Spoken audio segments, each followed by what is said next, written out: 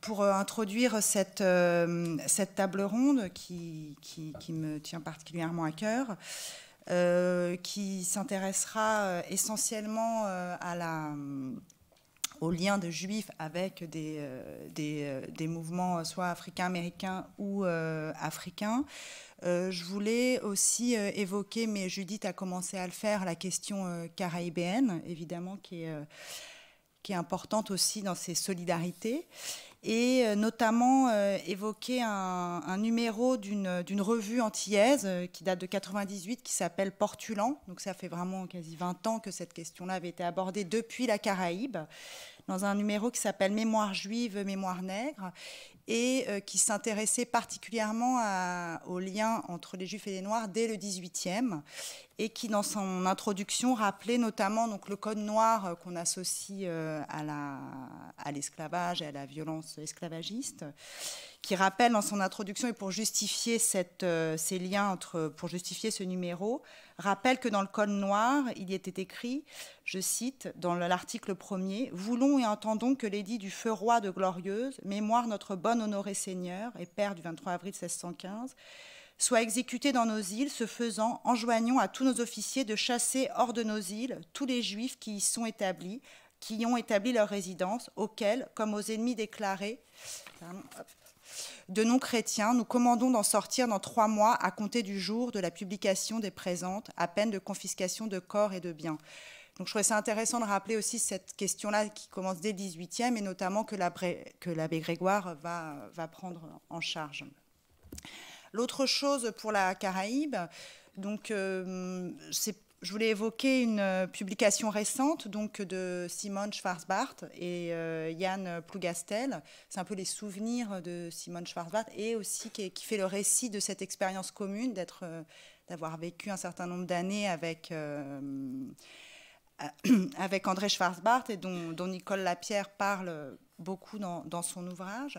Et je voulais vous citer Édouard Glissant sur ce couple. Donc, en 2008, au moment où on remet le prix Carbet de la Caraïbe et du Tout Monde en 2008. Donc, je vous cite Édouard Glissant à propos de ce couple. « André et Simone nous ont appris à toucher nos ombres pour mieux nous sentir, à traverser nos peurs pour trouver nos soleils, à aimer nos défaites pour fêter notre grandeur. Et tout un paysage de feuilles et de rivières, de cachots et de cauchemars, de mornes oubliés et de halliers en feu, de cannes maudites et de racines de barbadines, s'est fait chant d'envoûtement pour nous remettre aux mains du monde tel des nouveau-nés. Ce monde où la Shoah et l'esclavage avaient meurtri le grand songe d'une possible fraternité. Ce monde a dépassé non par l'oubli, mais par la mémoire fascinée de toutes les barbaries. Ce monde de camps de plantation qui n'était rien d'autre que la préfiguration des camps de concentration dont ils avaient saisi la démesure commune à l'échelle de la démesure. Le génie d'André Schwarzbart a été de comprendre que les souffrances doivent être solidaires si l'on voulait changer l'ordre de la cruauté, de comprendre qu'il fallait convertir les souffrances en expériences, pour convertir le cercle des récriminations et des repentances, de comprendre qu'il n'y avait pas de monopole des souffrances et d'adopter sans réserve la Guadeloupe de Simone Schwarzbart comme un lieu de réflexion sur l'histoire du monde. Ce en quoi le dernier des justes est à la fois un inclassable monument de la question humaine. Monument juif, monument guadeloupéen, monument mondial, monument d'expression d'un tout monde ouvert à toutes les rédemptions. Voilà, je pense qu'il n'y a pas vraiment de commentaires face à une telle citation concernant Schwarzbart et Simone, enfin le couple Schwarzbart. Donc, première chose depuis la Caraïbe qu'on n'évoquera pas là. Et autre chose que je souhaitais évoquer, c'était là, on va évoquer donc, les liens entre les Juifs et les questions africaine-américaine et africaine. Mais je voulais aussi évoquer rapidement, à travers une citation également, 2 choses, les liens donc, des Noirs avec les Juifs, et notamment d'abord avec une citation de Du Bois, donc le grand intellectuel africain-américain, qui visite le ghetto de Varsovie en 1949 et qui publie quelques années plus tard dans une revue juive un texte sur cette expérience, sur cette visite, qu'il intitule « Le nègre et le ghetto de Varsovie ». Alors, je ne vais pas tout vous lire, mais je vais vous lire un petit passage qui est important parce que c'est donc Du Bois, c'est quelqu'un qui, au début du XXe siècle, je pense que Pauline, tu en parleras, je ne sais pas, va avoir cette réflexion sur l'idée de la ligne de couleur, sur le fait que sur la question qu'on pouvait être noir et américain et qu'un voile recouvrait les noirs. Mais il va donc réfléchir à partir de son identité noire, et ce texte montre qu'il va se rendre compte que voilà, les choses peuvent être différentes. Donc je vous lis ce passage.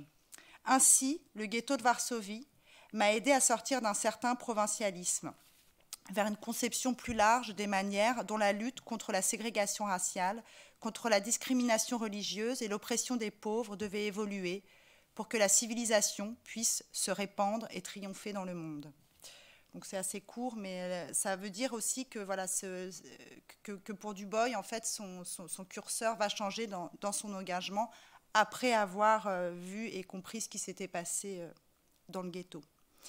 Ça, je voulais remercier Nicole Lapierre, parce que c'est une référence que j'ai trouvée aussi dans son ouvrage et que j'ai trouvé et travaillant pas mal sur Du Bois, pour moi, ça a été très important aussi de trouver ce texte tout à fait passionnant, et que je vous invite à lire entièrement. Et pour finir, je voulais juste qu'on entende en fait Paul Robson, qui la même année, je pense qu'ils ont visité le ghetto ensemble parce qu'ils étaient très proches en 1949, chante le chant du ghetto de Varsovie à Moscou. Après avoir été invité invité, c'était une chanteur officiel pour un concert officiel autour de je crois c'était en commémoration, une commémoration liée à Pouchkine. Et il se rend compte que deux de ses amis, deux amis juifs à lui, qu'il avait rencontrés dans le cadre de son engagement politique et de son soutien au comité antifasciste juif, qui avait fait un grand tour de l'Europe et des États-Unis pendant la guerre, Salomon Michael, donc, qui dirigeait le théâtre yiddish de Moscou, et Pfeffer, il souhaite les rencontrer en arrivant. Et Salomon Michael a été assassiné. Et il arrive quand même à rencontrer Pfeffer, qui lui dit ça, qui lui dit que lui risque sa vie également. Et il commence ce concert officiel en chantant le chant des partisans en yiddish pour ses amis juifs assassinés. Et c'est un concert qui va être... Robson, qui était un grand chanteur très célèbre, ne va pas pouvoir être arrêté pour avoir fait ça. Mais c'est un concert qui va être complètement censuré, enfin, juste après le concert, on ne va plus jamais entendre parler de ce concert, jusqu'en 1997, où un spécialiste de l'histoire de la musique va ressortir ce disque de ce grand concert de 1949. Et alors, il a d'abord été censuré, puis après oublié. Donc j'aimerais vous faire entendre, avant de présenter voilà, mes deux intervenantes, ce Paul Robson. Et... je ne sais pas si... Песни еврейского гетто, оккупированной немцами Варшавы.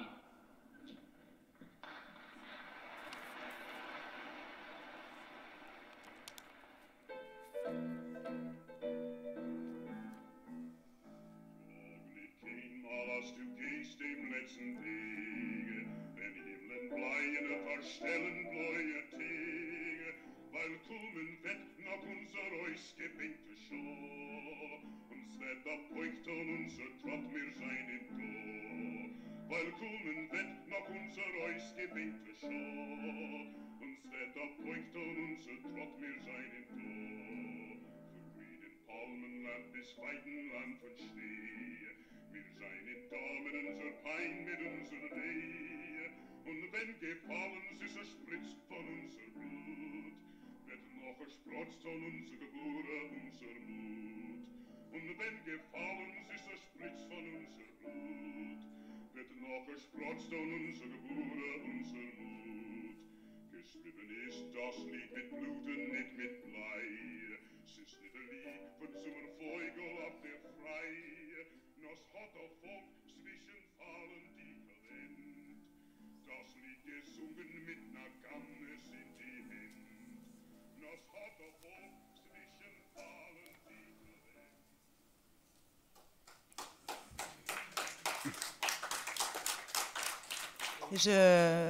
Ayant organisé une exposition sur Paul Robson au musée du Quai Branly, j'étais très contente de diffuser il y a quelques mois au Quai Branly il y a le chant des partisans yiddish dans un musée tel que le Quai Branly, où je pense que peu de gens connaissaient Robson et encore moins le chant des partisans. Voilà. Alors pour commencer, donc je vais vous présenter Pauline Peretz, qui va vous faire une communication concernant les Juifs dans la lutte pour les droits civiques aux États-Unis. Pauline Peretz est maître de conférence à Paris 8, chercheur associé à l'Institut des temps présents, et a en 2004 soutenu une thèse sur l'immigration des Juifs soviétiques et le rôle des États-Unis de 1953 à la fin des années 1980, si je ne me trompe pas. Et vous avez publié en 2013 au PUF, aux éditions éditions PUF, oui, pardon, l'Amérique post-raciale, qui était à la fois le fruit de textes que vous aviez publiés dans la revue en ligne La Vie des idées, dont vous êtes rédactrice en chef, et puis d'autres choses, j'imagine. Et donc voilà, je vous laisse la parole pour peut-être que vous voulez d'autres détails. Non, ça va. Concernant 3 quarts d'heure. D'accord, merci beaucoup Sarah, merci beaucoup Judith, que je ne vois pas dans la salle, mais que je suis contente d'être là et de renouer avec un travail sur les Juifs qui date un peu maintenant. Je travaille désormais plus sur le côté noir de l'histoire des minorités aux États-Unis. Et c'est pour ça que je suis tout particulièrement contente d'enchaîner ma présentation sur l'évocation de la visite la visite du ghetto de Varsovie par Du Bois en 1949, sur ce chant chanté par Paul Robson en yiddish à Moscou, parce que moi aussi je voulais commencer de là. Et bon, pour oublier ensuite et pour se concentrer sur ce qui fait notre intérêt aujourd'hui, c'est les Juifs s'intéressant aux autres, mais je voulais insister pour commencer sur le fait que cette relation, elle marche dans les deux sens, et que les Noirs ont aussi fait, en tous les cas aux États-Unis, pour le cas que je connais, les Noirs ont aussi fait un pas, et un grand pas vers les Juifs pour les aider dans des causes qui n'étaient pas les leurs. Donc il faut bien voir que cette relation entre Juifs et Noirs, elle marche à double sens. Et moi, je ne vais pas commencer ma communication en parlant de la visite de Du Bois. Je veux dire, cette histoire des Juifs et des Noirs aux États-Unis est une histoire très longue, que je vais d'ailleurs inscrire dans un long mouvement des droits civiques, et pas dans un mouvement des droits civiques court d'une dizaine d'années. Mais dans ce long mouvement des droits civiques, il y a des moments où les Noirs sont venus aider les Juifs, et en particulier dans le cadre du mouvement d'aide à l'immigration des Juifs soviétiques sur lequel j'ai travaillé.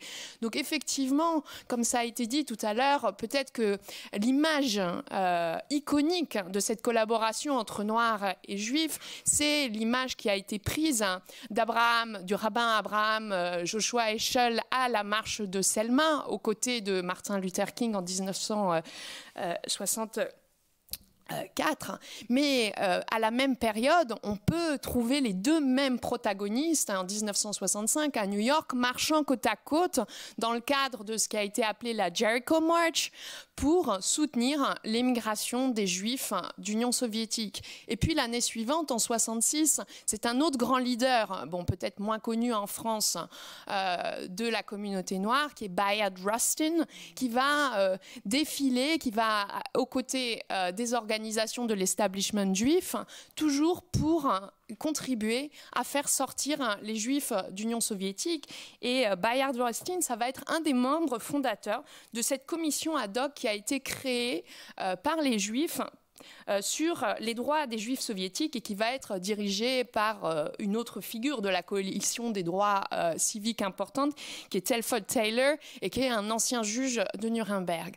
Donc je vais jouer le jeu et je vais raconter cette histoire du point de vue des Juifs, mais j'aimerais qu'on n'oublie pas que cette histoire, c'est une histoire d'entraide mutuelle.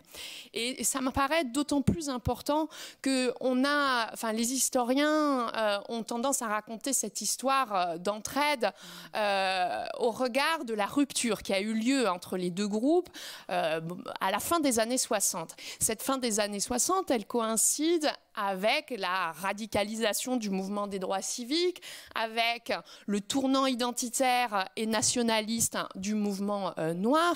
Et donc, on a tendance à très rapidement expliquer la fin de cette alliance, alors on va discuter de ce terme alliance, hein, de son opportunité ou pas, mais en tous les cas, généralement, il est dit que cette collaboration, cette entraide, elle cesse en raison de la radicalisation des Noirs.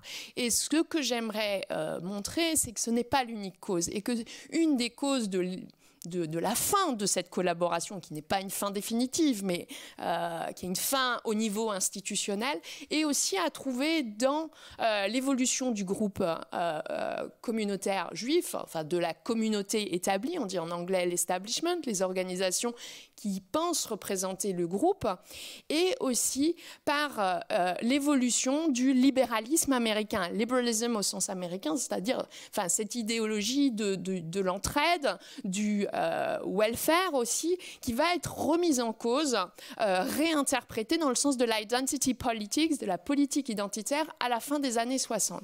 Donc c'est vraiment une histoire politique, un peu de longue durée, et j'espère ne pas être trop longue, mais il m'a semblé nécessaire pour comprendre l'évolution de cette relation aux États-Unis, de revenir à ses débuts. Et les débuts de cette histoire, c'est les années 20, les années 30. Je vais être très, très rapide sur la chronologie parce que sinon j'aurais pas le temps de tout vous dire. Mais donc revenir au moment où les premières organisations, enfin des deux groupes se créent. En fait, c'est le début du siècle, mais de voir que, en fait, dès le début du XXe siècle, la collaboration se noue autour de cette idée d'entraide mutuelle, que les deux groupes ont à gagner à leur rapprochement, à leur collaboration politique. Je m'appuie pour remonter sur les débuts de cette collaboration, sur l'historiographie du mouvement des droits civiques qui, en gros, depuis 20 ans aux États-Unis, insiste sur le fait qu'il y a un long mouvement des droits civiques, que le mouvement des droits civiques, c'est pas seulement la décennie 54-65, c'est un mouvement qui a commencé dans les années 20 et qui se perpétue, enfin qui dure jusqu'à la fin des années 60. C'est ce qu'a montré la grande historienne américaine Jacqueline Doudhall. Donc je m'inscris dans cette chronologie pour revenir au début de cette collaboration. Alors évidemment, pourquoi l'entraide? C'est une question qui va, à mon sens, irriguer tous nos débats aujourd'hui. Donc moi, je vais donner quelques éléments très rapides d'explication pour le cas nord-américain, mais je pense qu'il y aura évidemment des échos dans les autres cas qui seront considérés. Alors, ce qui se passe aux États-Unis, c'est que très tôt, il y a ce sentiment que, en fait, peut-être que les Juifs et les Noirs sont des frères et sœurs d'infortune. Ils sont effectivement, les deux groupes sont effectivement soumis à des discriminations d'ordre différent. D'abord, il me semble absolument essentiel d'insister sur le fait que le racisme anti-noir, il est toujours plus virulent que l'antisémitisme pendant la période qui nous intéresse. Il y a très peu de menaces à l'intégrité physique des Juifs pendant la période, peut-être à l'exception, mais ça c'est un peu avant la période que j'ai décidé de considérer, du cas du lynchage de Leo Frank qui a lieu en 1906. Leo Frank qui est accusé de viol d'une jeune femme dans le sud et qui va se voir réserver le même sort qu'un noir qui aurait fait la même chose. Mais c'est un moment de prise de conscience de la fragilité juive aux États-Unis, mais c'est un peu un épiphénomène au regard de la situation des Noirs. Hein. Dans cette période-là, il y a environ 2 lynchages de Noirs par semaine dans le sud des États-Unis. Et puis surtout, les Juifs américains ne sont pas victimes d'un racisme légal, comme c'est le cas pour les Africains américains. La législation Jim Crow, elle reste en place très tardivement, jusqu'aux années 50. Il y a de nombreuses pratiques discriminatoires et ségrégationnistes, également dans le nord du pays. Mais il y a tout de même quelque chose que les deux groupes ont en commun, c'est le fait qu'ils sont pareillement victimes d'un certain nombre de discriminations, et en particulier des discriminations résidentielles qui sont informelles et formelles à partir de l'introduction dans les villes du nord des États-Unis de clauses raciales restrictives dans les contrats immobilier. Et puis, il y a également des discriminations à l'entrée dans certains, à l'obtention de certains emplois, à l'entrée dans l'université. Donc, un sentiment d'infortune commune. Et puis, il y a aussi le fait que pendant toute une partie de la période, en fait, les Juifs et les Noirs les Juifs vont être le groupe blanc le plus proche des Noirs. Le plus proche physiquement, ils partagent beaucoup des quartiers des villes du Nord, surtout après la grande migration des Noirs vers le nord. Ils partagent aussi certains emplois, notamment dans la confection. C'est ce qu'a très bien montré l'historienne Essia Diner, avec vraiment une micro-histoire sur ce champ sectoriel.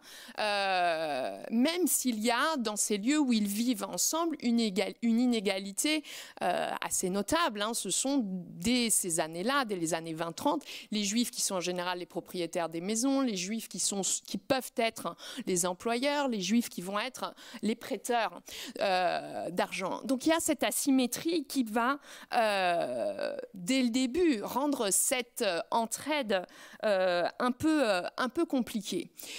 C'est dès cette période qu'on peut se demander quels sont les mobiles du rapprochement, de l'intérêt que les Juifs peuvent porter aux Noirs. Alors, il y a des grands débats entre les historiens américains, dont notamment Nicole Lapierre se fait écho dans son livre Cause commune. Elle montre, les historiens de manière générale ont débattu de la part d'altruisme et de la part d'intérêt bien compris de la part des Juifs. Je pense que cette question de l'intérêt, alors self-interest en anglais, de l'intérêt personnel du groupe est importante, parce que si on la laisse de côté, on ne peut pas comprendre pourquoi il y a un moment cette collaboration cesse. Mais ce qui est important quand même pour ne pas idéaliser cette relation, cette relation, elle a été d'autant plus idéalisée qu'elle s'est violemment rompue. Mais pour ne pas l'idéaliser, il faut bien voir qu'elle commence en fait au niveau des organisations communautaires et certaines d'entre elles seulement, en particulier l'American Jewish Congress et l'American Jewish Committee, qui sont créées au début du siècle, qui sont des organisations d'élite dans lesquelles ce sont surtout les Juifs allemands, d'origine allemande, qui sont représentés, des Juifs très prospères, des Juifs qui sont extrêmement éduqués et qui donc, bien qu'ils parlent au nom de la communauté, ne sont pas nécessairement dans une relation d'homothétie avec le reste de la communauté, et en particulier des Juifs qui vivent à Harlem, par exemple, aux côtés des Noirs.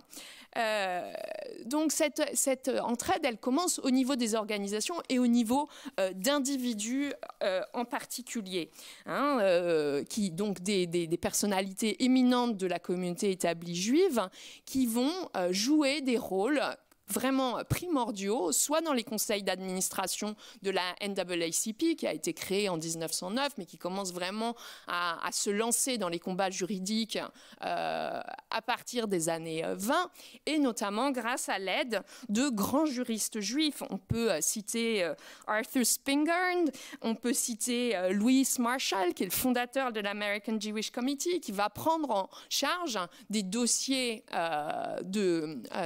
juridiques qu'il va essayer de monter pour aider la NAACP à lutter, par exemple, contre la déchéance électorale ou contre la ségrégation résidentielle. Donc, clairement, dès le début, la collaboration se fait autour d'un combat organisé autour de l'application des droits civiques et des libertés constitutionnelles pour tous, avec cette idée qui est souvent explicitée de la part de ces grands juristes juifs que les Juifs bénéficieront eux aussi du recul de l'injustice, ou vu de manière positive, que les Juifs seront eux aussi bénéficiaires de cette application du droit à tous. Donc, collaboration juridique autour de personnalités importantes, soutien aussi financier, quelque chose qui est assez bien connu aux États-Unis, avec l'aide de grands philanthropes juifs au financement des organisations noires, et en particulier pendant cette première période de la NAACP. C'est le grand philanthrope de Chicago, Julius Rosenwald, qui va aider les organisations noires, et qui va financé énormément de programmes, des programmes médicaux, des programmes scolaires, pour que les Noirs puissent aussi proposer, dans un cadre ségrégué et dans un cadre qui est quand même contrôlé par la philanthropie blanche, des institutions dans lesquelles les Noirs vont pouvoir étudier, les Noirs vont pouvoir être soignés. Donc, non pas un cadre universaliste, mais permettre aux Noirs d'avoir leurs propres institutions. On parle à cette époque-là d'institutions all black qui sont largement financées par la philanthropie blanche. C'est ce qui explique qu'en 1928, le quotidien noir de Chicago, le Chicago Defender, puisse écrire ainsi « They », alors les Juifs bien entendu, « They have stood by us and have aided us when all other groups in America have turned their back on us ». Donc ils nous ont épaulés alors que tous les autres groupes américains, tous les autres groupes aux États-Unis nous ont tourné le dos. Donc ce soutien institutionnel, financier, juridique, il va se perpétuer dans l'après-guerre, dans l'après-seconde guerre mondiale. Je suis obligée d'aller vite, je suis désolée, sinon j'aurais pas le temps de finir. Et il va se perpétuer, se prolonger, dans le cadre de la coalition pour les droits civiques, qui se crée dans un moment où, après la Seconde Guerre mondiale, la présidence Truman a vraiment ce désir d'étendre, d'assurer en fait, de mettre en œuvre l'égalité des droits qui est inscrite dans la Constitution et qui n'est pourtant, dans bien des lieux de l'État fédéral, pas mise en œuvre. C'est aussi bien l'armée que dans l'emploi, etc. Donc il y a une discrimination qui touche les Noirs et qui ne touche depuis un moment, depuis en gros les années 20-30, qui ne touche plus les Juifs, contre laquelle l'État fédéral lui-même va essayer de lutter. Et dans le cadre de ce mouvement pour l'extension des droits civiques, on va vraiment voir une coalition entre les organisations noires et les organisations juives se mettre en œuvre autour d'une même conception du libéralisme. Et donc pas libéralisme économique, mais un libéralisme politique et social. Et j'insiste sur cette conception parce que c'est lorsque cette conception du libéralisme est mise à mal que que la collaboration, se rompt. Alors cette conception du libéralisme, elle s'appuie sur le fait que d'abord, ce sont les individus et non les groupes qui sont détenteurs de droits. Donc on va lutter pour l'obtention de droits individuels et non collectifs. Sous-entendu non identitaire, c'est ce qu'on verra plus tard. L'État fédéral, dans cette conception du libéralisme, a un rôle à jouer en tant que garant des droits pour que ces droits soient appliqués. Et dernier peut-être élément de consensus entre les groupes, c'est le fait que la réforme doit être le mode d'obtention privilégié des progrès du droit. Et c'est autour de cette conception partagée que la coalition, une conférence comme le Leadership Conference on Civil Rights va être créée avec d'un côté un leader de la communauté juive, Arnold Aronson, qui vient de NACRAC, qui est une organisation qui s'occupe en fait plutôt des communautés juives locales, et Walter White, qui est le secrétaire exécutif de la NAACP, qui s'unissent pour coaliser autour de 51 organisations qui vont faire avancer un certain nombre de combats. Combats juridiques pour la plupart, mais pas seulement. Et donc il y a là, au début des années 50, une union autour de batailles qui se jouent aussi bien au Congrès sous la forme du lobbying que dans les tribunaux, des tribunaux de premier niveau, mais jusqu'à la Cour suprême. C'est par exemple, je vais citer quelques-uns de ces combats, c'est obtenir la levée des obstacles à l'immigration, par exemple, pour accueillir les réfugiés juifs européens, mais aussi les Africains et les Caribéens. C'est obtenir la déségrégation des lieux publics et de loisirs. Alors, les restaurants, les hôtels, les plages sont fermés aux Noirs, mais les country clubs sont aussi fermés aux Juifs. Donc, on voit que sur certains combats, ça va être uniquement de l'aide aux Noirs, alors que sur d'autres, ce sont des combats qui vont concerner les deux groupes. Les organisations juives vont aussi rédiger de très nombreux argumentaires juridiques pour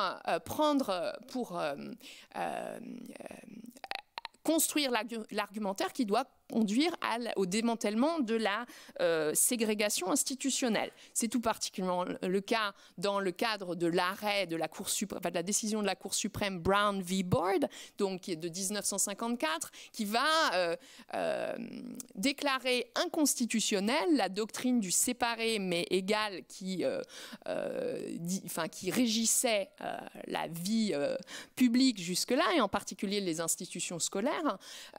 Et donc les juristes juifs vont dans ce cadre jouer un rôle très important, comme ils vont le faire pour un certain nombre de procès, de cas qui vont examiner la ségrégation résidentielle et en particulier mettre en cause la politique d'une agence fédérale qui est la Federal Housing Authority, qui va contribuer à la perpétuation de la ségrégation résidentielle.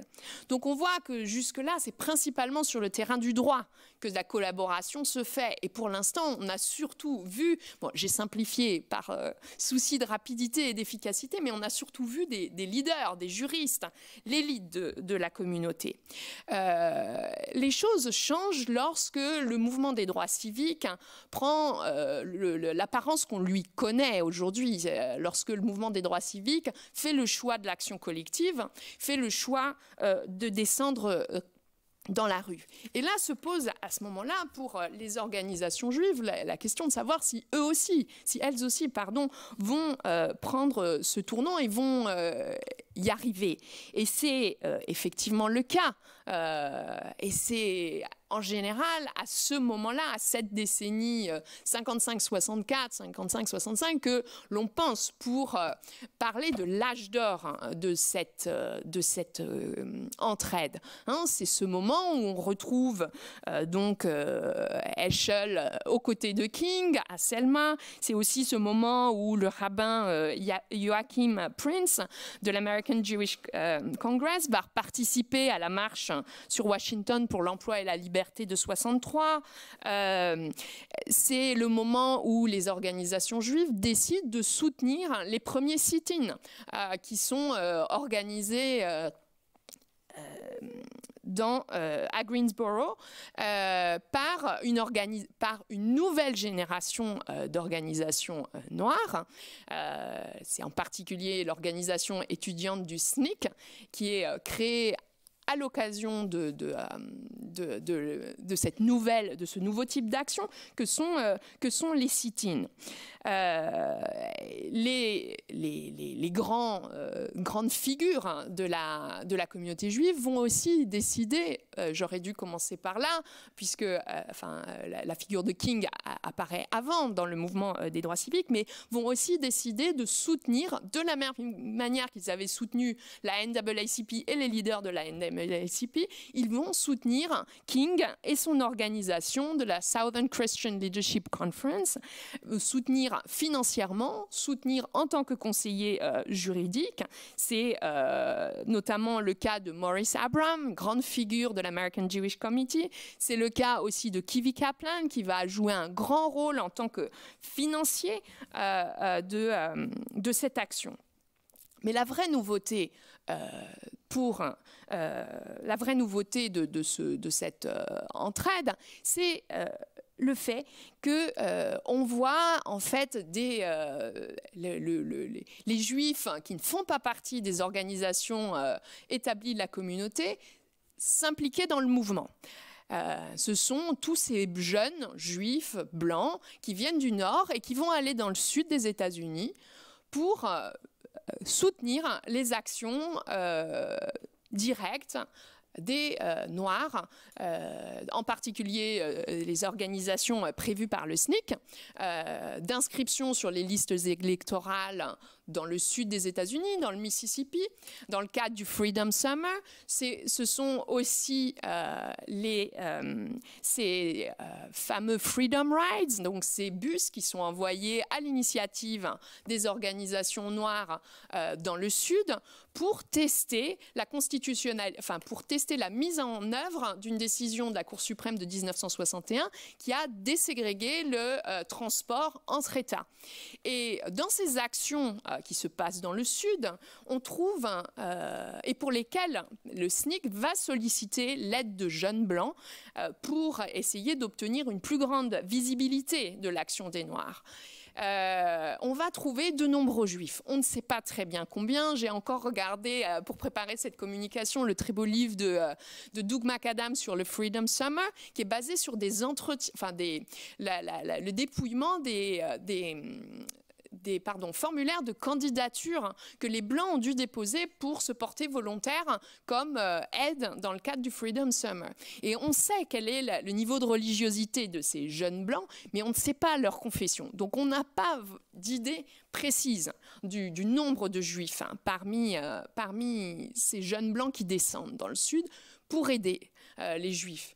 Mais ce qu'on sait, c'est qu'il y avait beaucoup de jeunes juifs issus de familles de la classe ouvrière ou moyenne qui avaient été socialisés dans le communisme, dans le socialisme, qui vont réinterpréter cette famille, qui vont réinterpréter la politique familiale sous le nouveau jour de la New Left. Et c'est par le biais de leur engagement dans la New Left, d'abord, qu'ils vont décider de se porter candidat à ces programmes, à ces projets de mise en cause de la déségrégation par les faits dans le Sud. Alors la question qui se pose, c'est de savoir si ces jeunes blancs, est-ce qu'ils agissent en tant que juifs ou non. Ce qu'on connaît d'eux, c'est plutôt ce qu'on sait d'eux, c'est plutôt le fait qu'ils se seraient assez d'abord, première chose, ils sont complètement étrangers à la vie communautaire organisée. Peut-être que leurs parents appartiennent à des organisations communautaires. Vous savez qu'aux États-Unis, il y a pléthore d'organisations et il y a très peu de juifs qui ne sont pas membres de ces organisations. Mais cette génération des enfants n'appartient pas à ces organisations. Et pour les histoires qu'on connaît, ce sont des jeunes qui sont très éloignés, en fait, de la religion. Donc se pose la question de savoir si on peut dire que ces jeunes se sont impliqués dans ces mouvements en tant que juifs ou non. On a eu tendance à le dire. Pourtant, une histoire proche de la communauté a eu tendance à le dire parce qu'il y a eu en fait deux figures héroïques et victimes directes de cette mobilisation altruiste qui ont été donc deux jeunes juifs, Michael Schwerner et Andrew Goodman, qui ont été assassinés, littéralement assassinés aux côtés d'un autre jeune noir, celui-là, James Chaney, dans le cadre de cette action. Donc, ce sont un peu les figures martyrs de ce moment-là, de ce moment héroïque du mouvement des droits civiques. Mais alors même que pendant cette année, on a l'impression que cette alliance culmine. C'est le moment, je pense que vous connaissez en gros la chronologie du mouvement des droits civiques, c'est le moment où ce mouvement se radicalise, peu après en fait l'adoption des grandes lois de 1964 et 1965, il se radicalise par déception à l'égard du libéralisme politique, par déception à l'égard de ce que la politique a pu offrir, mais aussi par déception à l'égard de ce qu'a pu produire une coalition interraciale. Et donc les organisations qui étaient jusque-là partisanes de la non-violence vont prendre un tournant radical dans le sens du Black Power, du nationalisme noir et également du séparatisme. Et ce moment, donc en gros c'est 1966-1968, c'est ce moment qui est traditionnellement généralement daté comme la rupture de l'alliance. Quelqu'un comme Murray Friedman, qui était un proche de la communauté organisée, qui va ensuite se faire historien, va parler de divorce, va parler de broken alliance à propos de ce moment-là, et va surtout insister, comme je l'ai dit en introduction, sur les raisons de la rupture côté africaine-américaine, enfin côté des Africains-américains. Et j'aimerais, je ne sais pas, il reste 10 minutes, un quart d'heure. Il reste 10 minutes. Bon, il va falloir que je fasse vite, et j'ai le sentiment d'avoir été déjà beaucoup trop rapide sur beaucoup de choses, mais essayer d'expliquer ce qui se passe côté noir. Il y a, je l'ai dit, une radicalisation, à la fois des slogans. Quelqu'un comme Carmichael qui reprend en main SNCC va dire « It's not a question of right or left, it's a question of black ». Et donc, c'est l'intérêt des Noirs qui va désormais primer et qui va guider tous les combats politiques dans lesquels vont s'engouffrer ces organisations noires.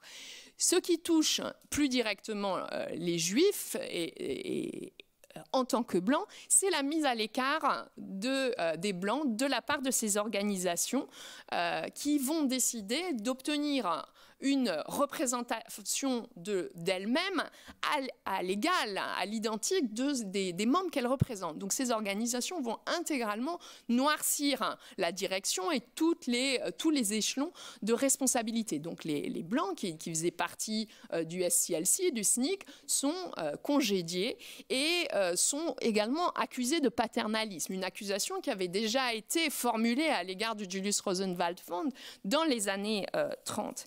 Et puis, c'est aussi de la part de ces organisations noires l'adoption de la cause anti-impérialisme et donc de l'émergence d'un anti-sionisme. Ça, ce sont des choses qui sont assez bien connues. Moi, j'aimerais aussi voir ce qui se passe côté juif, aussi parce que c'est ce sur quoi j'ai travaillé. Et à propos du mouvement des droits, du mouvement d'aide à l'immigration des Juifs soviétiques, on voit aussi ce repli sur la communauté, qui a ses raisons dans la communauté elle-même. Alors, peut-être que les premières raisons sont à trouver dans une incompréhension à l'égard du tournant identitaire de la politique libérale progressiste.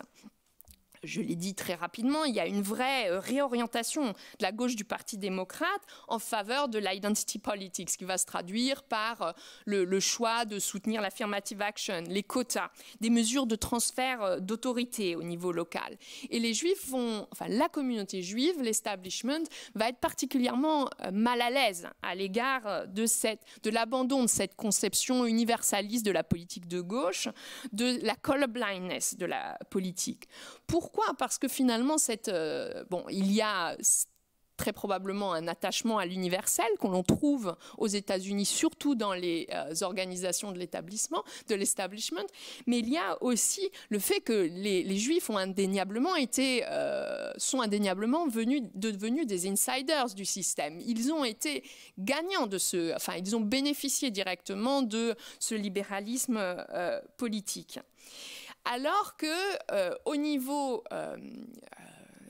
des classes ouvrières et de la petite classe moyenne juive, il y a un très fort ressentiment à l'égard de ce libéralisme qui, selon eux, les a oubliés. Donc il y a vraiment une disjonction dans le groupe juif américain que l'on voit apparaître à ce moment-là. Donc à la fois un establishment qui continue à tenir une ligne universaliste et qui, en raison de cette ligne universaliste, va éprouver un fort ressentiment à l'égard du tournant identitaire noir, mais du côté des Juifs pauvres, des Juifs âgés, qui vivent dans des quartiers comme Borough Park, comme Canarsie à New York, qui vivent à Mattapan, qui sont des gens qui vivent toujours avec les Noirs dans des quartiers où les logements sociaux vont se multiplier, dans les quartiers où les enfants noirs vont devenir plus nombreux dans les écoles, dans les quartiers où le busing est pratiqué, où le zonage scolaire va être pratiqué. Il va avoir un très fort ressentiment double, à la fois à l'égard de l'universalisme politique qui ne leur a pas bénéficier, et également à l'égard de la communauté établie qui les a oubliés, qui se serait pervertie dans l'altruisme, qui aurait oublié les intérêts des Juifs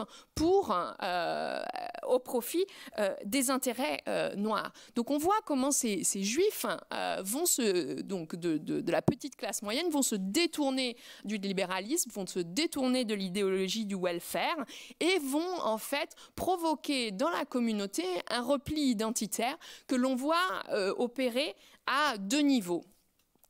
Un niveau qui a lieu dans les quartiers et un niveau intellectuel.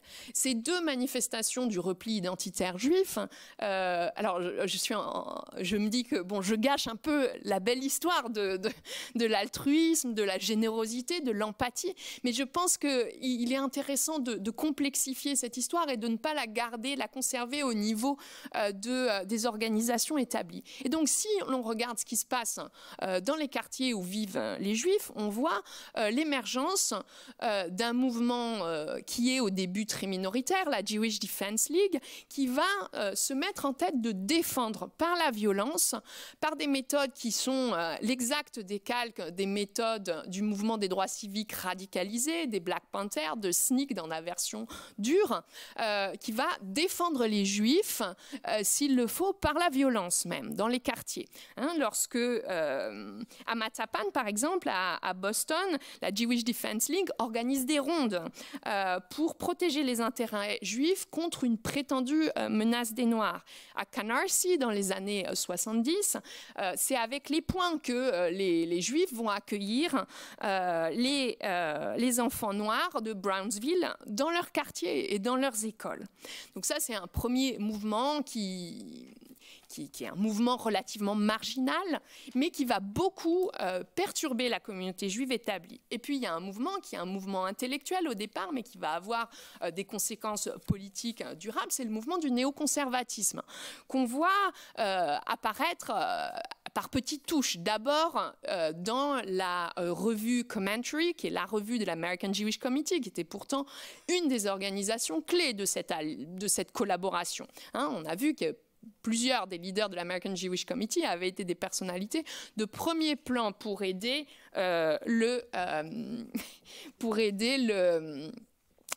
les organisations noires. Eh bien, c'est dans Commentary que les articles, qu'un certain nombre d'articles vont être signés par des signatures qui vont être progressivement identifiées au néoconservatisme. Le premier, c'est Norman Podhoretz, qui publie en 63 un article qui s'intitule My Negro Problem and Ours, et qui s'interroge sur les raisons de l'angélisme de la communauté. Pourquoi est-ce que la communauté a été capable d'oublier à ce point les intérêts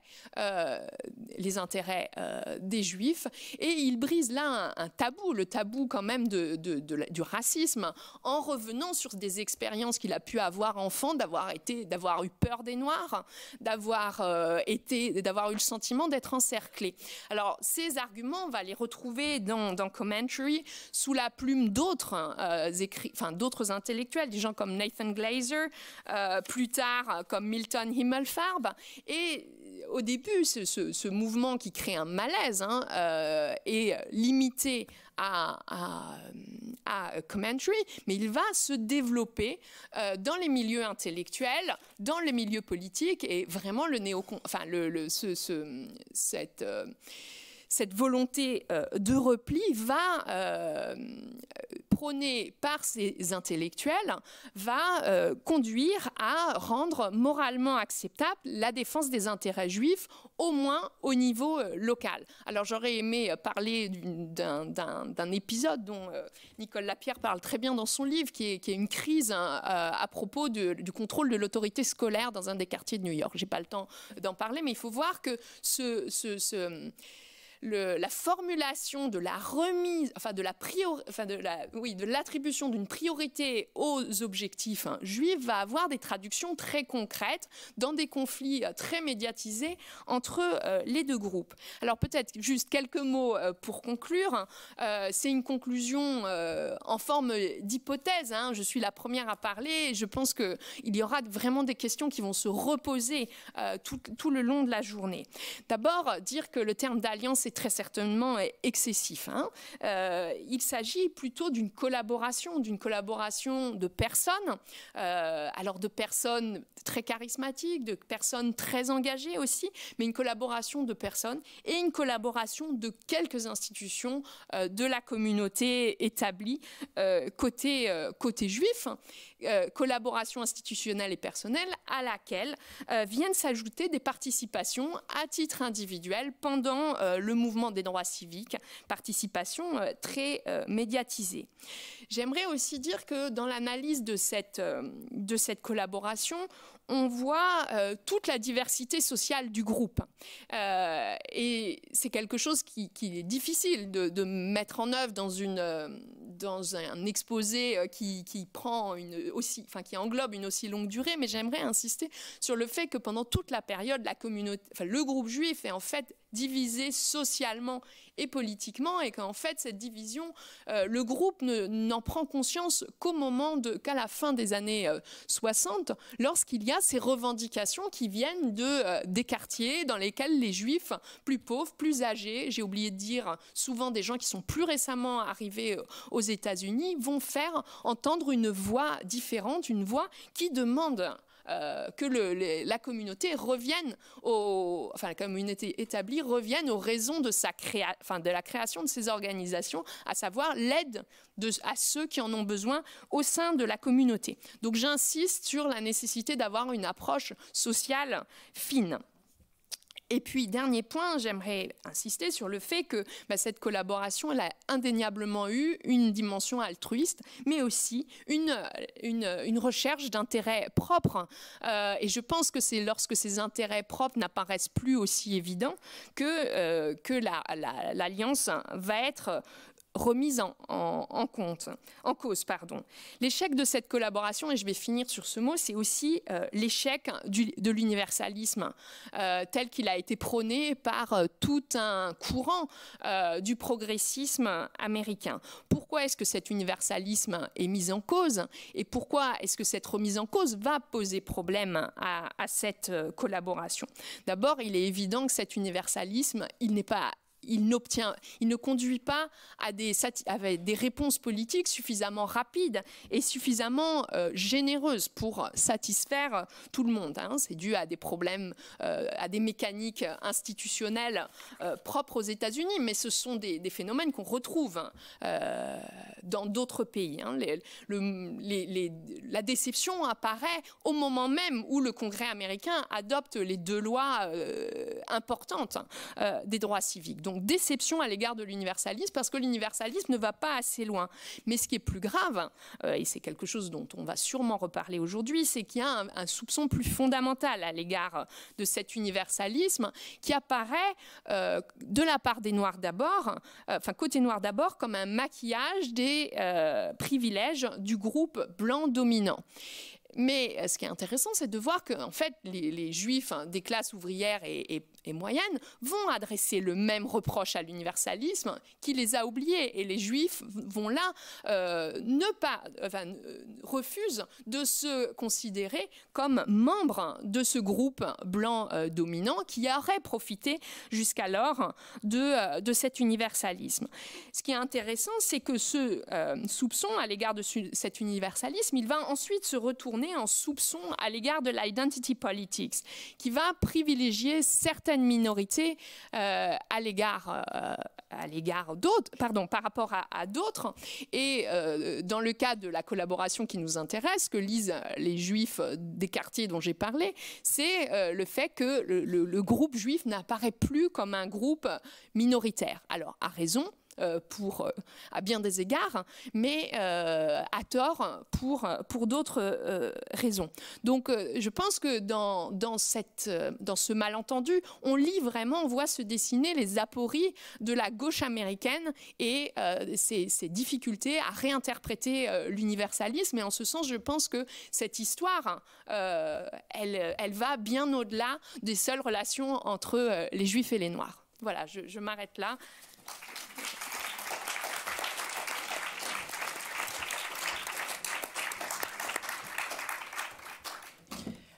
Alors merci beaucoup pour cette généalogie du mouvement des droits civiques, son évolution et puis toutes les questions ouvertes que vous posez et surtout aussi en effet qui résonnent aussi peut-être avec des choses qui se passent actuellement en France, notamment autour de cette question de l'universalisme. On pourra en effet en discuter tout à l'heure. Donc on a un petit peu de retard, donc je vais présenter rapidement Nicole Lapierre, donc sociologue et anthropologue, directrice de recherche émérite au CNRS, qui co-dirige également une collection au Seuil avec Edgar Morin, la collection Communication, qui est l'auteur d'un grand nombre d'ouvrages que je ne vais pas citer ici, mais je vais surtout citer pour moi un ouvrage qui a été assez important dans mon histoire intellectuelle et personnelle aussi, Cause commune des Juifs et des Noirs. Donc je pense que voilà, c'est vraiment le sujet qui nous intéresse ce matin.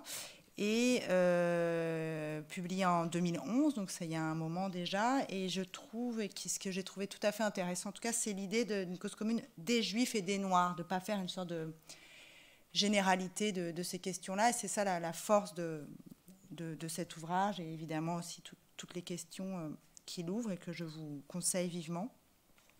Et Nicole Lapierre va sortir le 2 janvier un essai intitulé « Faut-il se ressembler pour s'assembler ?» Je pense que c'est évidemment des questions aussi, peut-être que j'imagine, qui nous interrogent aussi ce matin. Donc je vous laisse... donc votre communication concernera les combats contre l'apartheid en Afrique du Sud. Merci beaucoup. Merci Sarah, merci au musée et à Judith Lindenberg pour cette initiative. Et avant de rentrer dans le vif du sujet, c'est-à-dire des Juifs dans la lutte, et je dis aussi là encore des Juifs et pas les Juifs, dans la lutte contre l'apartheid en Afrique du Sud, je voudrais vous donner quelques éléments de contexte pour le comprendre, enfin très rapidement, c'est-à-dire d'abord sur l'immigration juive elle-même en Afrique du Sud et ensuite sur la situation politique et raciale qu'ils ont trouvée dans ce pays. Alors, l'immigration juive, d'abord, elle ressemble à toutes les autres, hein, c'est-à-dire qu'à la fin du XIXe siècle, notamment après l'assassinat du tsar Alexandre II, la montée de l'antisémitisme et les pogroms poussèrent beaucoup de juifs de l'Empire russe à fuir. Et une petite partie d'entre eux, environ 40 000, ont pris ce chemin inhabituel, ce chemin africain. Ils furent en quelque sorte les têtes de pont de cette immigration qui s'installa dans la région du Cap, puis dans celle de Johannesburg, et travailla notamment, du moins au début, dans le commerce de la laine et de la plume. Cette immigration se poursuivit comme toutes les vagues migratoires après 1905, dans les années 20 et jusque dans les années 30, à cause de l'antisémitisme, de la misère et des persécutions politiques. Vous savez que beaucoup d'entre eux, à l'époque, sont partis plutôt vers les États-Unis, vers l'Europe, vers la France, pays des droits de l'homme, et pour les mêmes motifs. La spécificité du cas sud-africain, c'est qu'ils étaient, pour une très grande, une écrasante majorité, originaires de Lituanie. Près de 70% d'entre eux étaient des Litvaks. Et ils arrivaient dans un pays où, avant même la brutalisation et l'officialisation de l'apartheid, sous le mandat britannique, une color bar, une ligne de couleur, divisait déjà la société, de fait, entre les Blancs, afrikaners ou anglophones, les Noirs, ceux qu'on appelait les Cafres, les Noirs d'Afrique australe, les Indiens et les Métis. Donc ces nouveaux venus juifs constituaient au fond une nouvelle catégorie, pas vraiment blanche, pas du tout chrétienne et pas très bien vue non plus. Cette situation a induit chez eux un assez fort repli communautaire autour des institutions juives, des écoles, des synagogues, des œuvres sociales, des publications, etc. Mais là comme ailleurs, encore une fois, une partie de ces immigrés apportait avec eux les traditions militantes et les idéaux socialistes du mouvement ouvrier juif. Il faut savoir qu'à Wilno, au début du XXe siècle, le Bund, notamment, le mouvement socialiste juif, était particulièrement actif. Et c'est ainsi qu'en 1921, les sociétés juives socialistes du Cap et de Johannesburg se sont associées à la création du Parti communiste du pays. C'était alors le seul parti ouvert aux Noirs et officiellement hostile à la ségrégation. Je dis officiellement, car dans les premières années de son existence, sous la pression du monde ouvrier blanc, et d'un côté, et sous la pression de l'ordre rouge venu de Moscou de l'autre, il a cédé à 2 reprises au clivage social, au clivage racial, excusez-moi. La première fois, c'était en 1922, lorsque le Parti communiste sud-africain a soutenu la grande grève des mineurs du Rand, opposée à l'embauche d'ouvriers noirs et également favorable à une Afrique du Sud populaire et africanaire, donc blanche. C'est d'ailleurs la même année qu'a été fondée l'ANC, l'African National Congress, pour défendre la cause des Noirs. La deuxième fois, c'était en 1928, quand le Comintern imposa le mot d'ordre d'une république indigène, c'est-à-dire noire, comme une étape nécessaire de l'indépendance nationale. Cela provoqua d'ailleurs un très vif débat au sein du parti entre ceux qui défendaient la ligne de Moscou, et les partisans d'une société multiraciale. Pour continuer encore un peu et rapidement sur cette toile de fond, avant l'apartheid, dans les années 1930 et 1940, l'admiration pour le nazisme, proclamée par des mouvements africanaires ultranationalistes, racistes, antisémites et hostiles à l'engagement du pays aux côtés des Alliés, et d'autre part, la promulgation de mesures pour restreindre l'immigration que ceux qu'on appelait les Européens de l'Est, pas tout à fait des Européens comme les autres, ont accru l'inquiétude de la majorité juive. Le Board of Jewish Deputies, sorte de consistoire, préférait se cantonner à la défense de la minorité juive, à la défense des intérêts juifs, et inviter ces derniers à ne surtout pas se mêler des affaires politiques du pays. 3 ans et demi plus tard, après la fin de la Deuxième Guerre mondiale, alors que pesait véritablement l'ombre portée du génocide, Daniel Malan, chef du Parti nationaliste unifié d'Afrique du Sud et Premier ministre, instaurait l'apartheid. Très vite, 49, 50 et les années suivantes, une série de lois imposait la classification raciale, la séparation de l'habitat, du système d'éducation, des services publics, l'interdiction des relations sexuelles et des mariages interraciaux, l'obligation d'un laissez-passer pour les Noirs de plus de 16 ans, etc. Craignant que ce nouveau gouvernement, issu d'un parti antisémite, ne soit hostile aux Juifs et défavorable au nouvel État d'Israël qui venait de se créer en 1948, le board a conservé un apolitisme prudent. Et cela, au moins jusqu'en 1985, année de sa première déclaration explicite condamnant l'apartheid, et cela à l'époque, 85, dans un contexte de forte mobilisation nationale et internationale contre l'apartheid. Auparavant, c'est-à-dire quand même pendant plus de 30 ans de persécution raciale, il n'a émis que quelques déclarations générales d'ordre moral sur la paix entre les races. Pourtant, sa crainte s'est révélée tout à fait injustifiée, puisque c'est précisément sous le régime de l'apartheid que les Juifs sud-africains ont été officiellement déclarés white. Pour en venir donc au cœur du sujet, les militants juifs contre l'apartheid étaient doublement marginaux par rapport à la société blanche dominante, mais aussi par rapport à la majorité de la communauté juive. Dans ces conditions, il faut saluer leur remarquable courage pour rester fidèles à leurs principes. Comme aux États-Unis, mais à une bien moindre échelle, on retrouve au fond deux courants dans cet engagement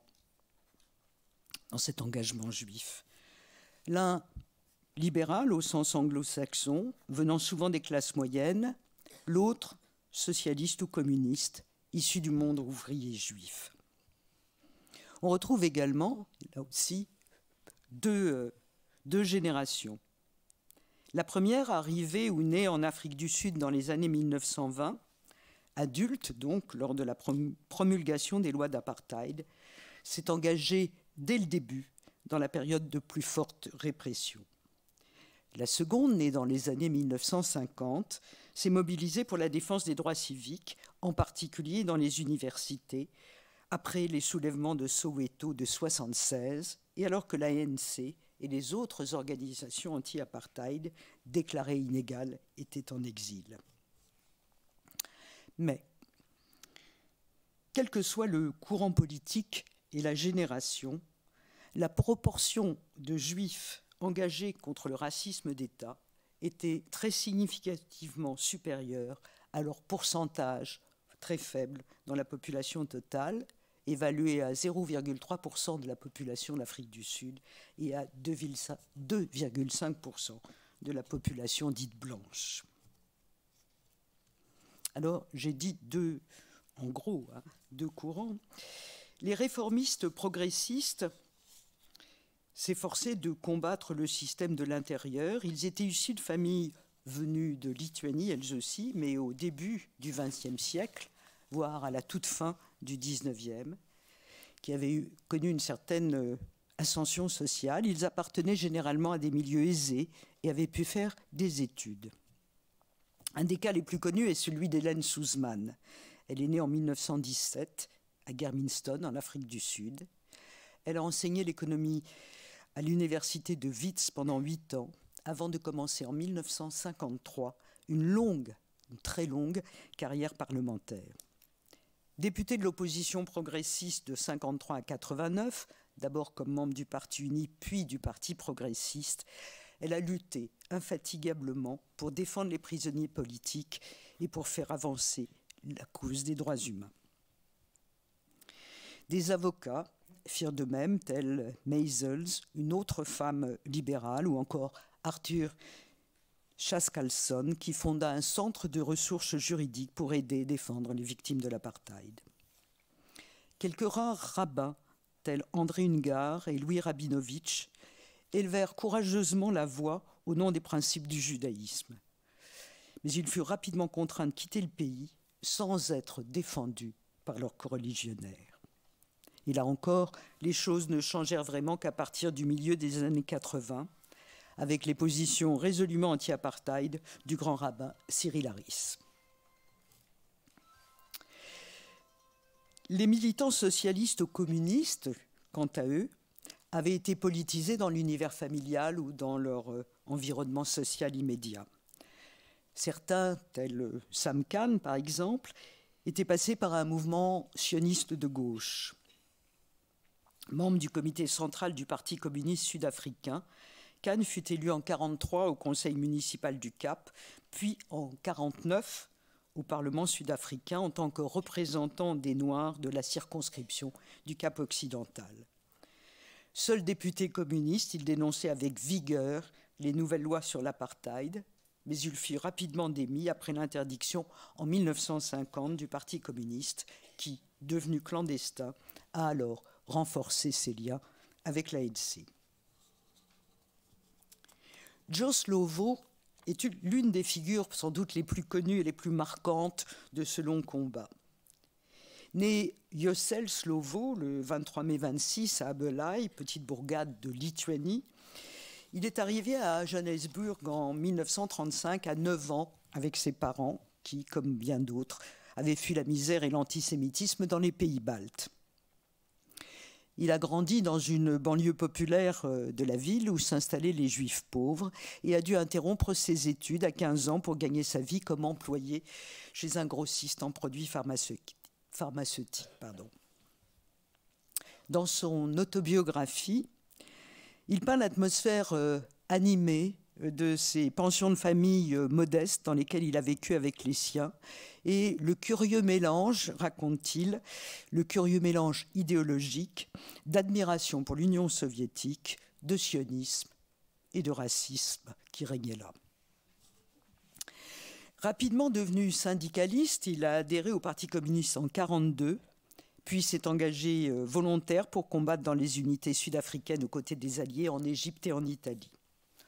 Au retour, il a entrepris des études de droit à Wits, où il a eu Hélène Suzman comme professeur, et c'est également là qu'il a fait la connaissance de Mandela et celle de sa première épouse, Ruth First.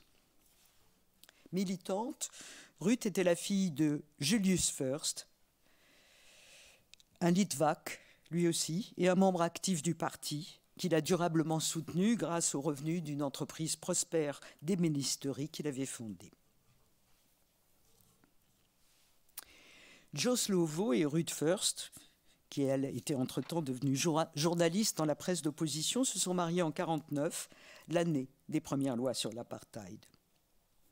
Un an plus tard, donc je l'ai dit, le parti était interdit et ils se sont retrouvés, comme leurs camarades, complètement bannis de la vie publique. Ils n'avaient pas le droit de participer à des rassemblements, à des meetings. Il était impossible même d'évoquer leur nom dans la presse. Leur histoire, à partir de là, est étroitement mêlée aux principales étapes du combat commun du Parti communiste sud-africain et de l'ANC. Dans la première période, celle de la désobéissance civile de 52 à 60, et dans la deuxième période, celle de la lutte armée à partir de 1961 et jusqu'à la fin des années 80. Leur domicile, Roosevelt Park, était un foyer de débats, de rencontres politiques. Ils ont contribué à la rédaction de la Charte de la liberté, Freedom Charter, adoptée en 1955 à l'appel de l'ANC par le Congrès de l'Alliance qui réunissait le Parti communiste, le Congrès des démocrates à majorité blanche et les congrès africains et indiens. Cette charte commençait par ces mots. « Nous, peuple de l'Afrique du Sud, déclarons à l'adresse du pays et du monde entier que l'Afrique du Sud appartient à tous ceux qui y vivent, noirs et blancs, et qu'aucun gouvernement ne peut légitimement prétendre à l'autorité, sauf à être basé sur la volonté de l'ensemble du peuple. » Cette charte mêlait des propositions d'inspiration communiste, comme la nationalisation des grandes entreprises, des grandes industries, et des propositions réformistes, par exemple le salaire minimum et une protection sociale. C'était au fond l'ébauche d'un programme. Mais c'était en 1955 et le chemin a été très long, de 1955 à 1994, année des premières élections au suffrage universel en Afrique du Sud, qui ont porté Nelson Mandela à la présidence de la République. De longues années, donc, où a sévi une très brutale répression. Arrêté en 1956 et inculpé de haute trahison avec 154 autres militants, Joe Slovo et Ruth First furent relâchés au bout de quelques mois et les autres acquittés, mais au terme d'un long procès de 4 ans. Slovo fut de nouveau détenu quand l'état d'urgence fut proclamé à l'ANC et l'ANC interdit en mars 1960, après la répression meurtrière des manifestations de Sharpeville contre le système du laissez-passer. La police avait alors tiré sur une manifestation totalement pacifique, faisant 67 morts et 200 blessés. C'est par la suite que l'ANC décida, en 1961, de passer à la lutte armée en créant une aile combattante, le MK, avec l'aide des Blancs, pour la plupart juifs du Parti communiste. Parmi eux, il y avait notamment Ronnie Kasrils et son épouse Eleonore, qui échappa à la torture en mimant la folie. Joe Slovo, déjà évoqué, qui fut envoyé à l'étranger pour organiser cette résistance armée de l'extérieur.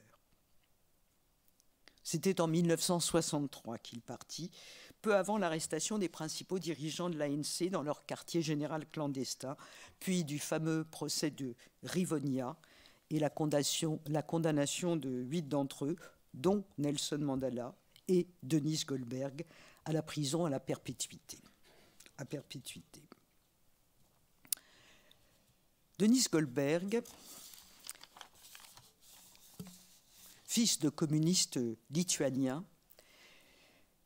dirigeant du Congrès des démocrates et ingénieur de formation, avait été chargé de fabriquer des armes pour le MK. Condamné donc à la perpétuité, il ne fut pas autorisé à suivre ses camarades sur l'île de Robben Island et a été incarcéré dans une prison pour blancs, où il fut particulièrement maltraité comme traître et restera 22 ans. Ruth, également arrêté et mis au secret 90 jours sans procès, fut finalement relâché et put rejoindre Joe à Londres. Militants politiques désormais en exil, tous deux ont poursuivi leur combat par tous les moyens, des conférences, des meetings, des appels, des publications, mais aussi sous la responsabilité de Joe, cadre lié à l'internationale communiste, l'organisation des bases arrières du MK en Angola et au Mozambique. C'est dans ce pays, à Maputo, que Ruth First fut tuée par un colis piégé. Un assassinat politique sans doute perpétré par des services parallèles liés soit à la police, soit à l'armée sud-africaine. Il y en eut d'autres d'ailleurs. Albie Sachs, par exemple, qui avait été lui aussi détenu en 1963 sans procès, fut victime également d'un attentat au Mozambique en 1988, dans lequel il perdit un œil et un bras. Joe Slovo, après la mort de Ruth, a continué le combat. Dirigeant du MK, premier membre blanc du conseil exécutif de l'ANC et secrétaire général du Parti communiste sud-africain à la fin des années 80, c'était donc un cadre de l'internationale communiste. C'était aussi un homme capable de reconnaître les dangers du stalinisme et du parti unique. Il déclarait ainsi en 1989 : le programme de notre parti soutient fermement un État post-apartheid qui garantira à tous les citoyens les droits et libertés élémentaires d'organisation, de parole, de pensée, de presse, de mouvement, de résidence, de conscience et de religion. Des droits syndicaux entiers pour tous les travailleurs, incluant le droit de grève, une personne à un vote dans les élections libres et démocratiques. Ces libertés constituent l'essence même de notre libération nationale et de nos objectifs socialistes, et ils impliquent clairement le pluralisme politique.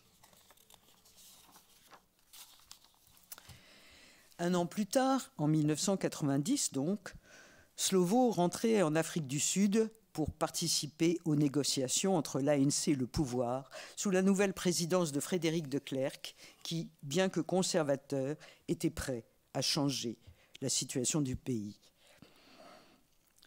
C'est Slovo qui a élaboré la Sunset Clause, prévoyant la formation d'un gouvernement d'union nationale de transition. Nommé par la suite ministre du Logement par Mandela, il a participé au premier gouvernement de l'Afrique du Sud démocratique et multiracial, mais décédé en 1995, Uncle Joe, comme l'appelait Mandela, n'a pas vu l'adoption de la nouvelle constitution du pays, votée en 1996, et est entrée en vigueur le 3 février 1997.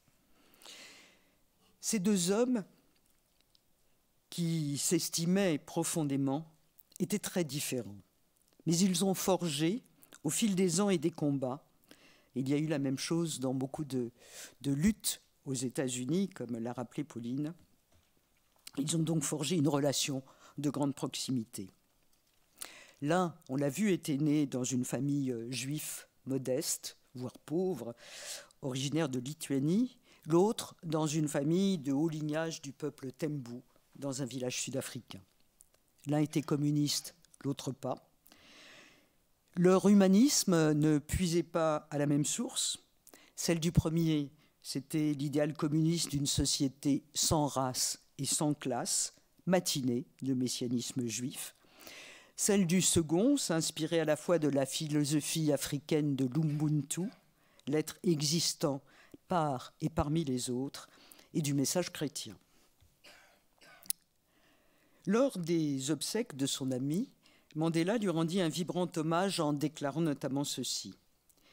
Le camarade Joe Slovo était l'un de ceux qui nous enseignaient que les individus ne font pas l'histoire. Cependant, à chaque génération, il y a quelques individus doués de la perspicacité et de l'allant qui les rend capables de diriger le cours des événements. Il appartient à cette catégorie.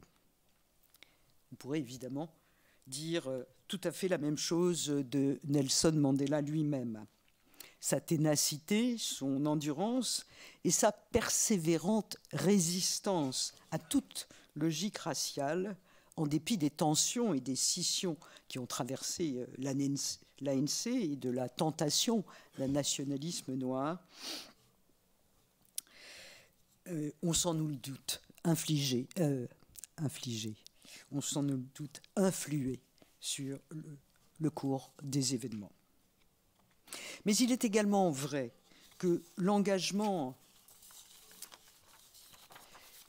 de personnes comme Hélène Suzman, le rabbin Harris, ou de militants comme Slovo, les Kasseril, Rutgers, Denis Goldberg, Moses Katan et bien d'autres, y compris ceux beaucoup plus nombreux de la génération suivante, sans compter, puisque ce n'est pas ici notre sujet, mais il convient de le rappeler, de nombreux militants indiens ont contribué, je crois, je suis sûr, à ce que la radicalisation de l'ANC ne conduise pas à une racialisation du conflit.